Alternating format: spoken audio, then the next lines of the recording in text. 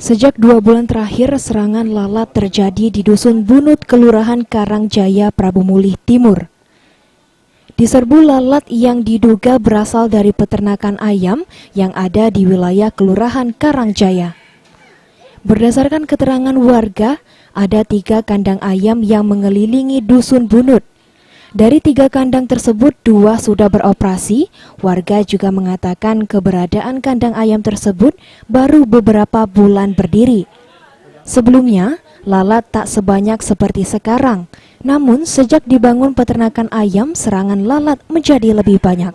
Kita saat ini sedang diserang sama lalat ini, Pak, ya? Ya benar. Sudah sejak kapan, Pak? Pokoknya kira-kira 2 bulan sudah.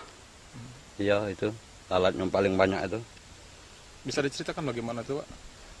Nggak tahu, pokoknya lah ini apa, lah ngusul sama tukang kandang tuh, cak mana kami nak jualan lagi kalau banyak lalat mainnya sudah itu, kalau ada racun apa ada semprotnya itu nak minta itu.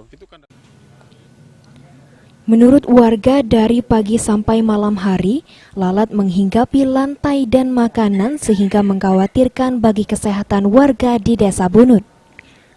Berbagai cara sudah dilakukan untuk mengusir lalat tersebut, seperti menggunakan perangkap lalat dan racun, namun hal itu masih tidak membuahkan hasil sedikit pun.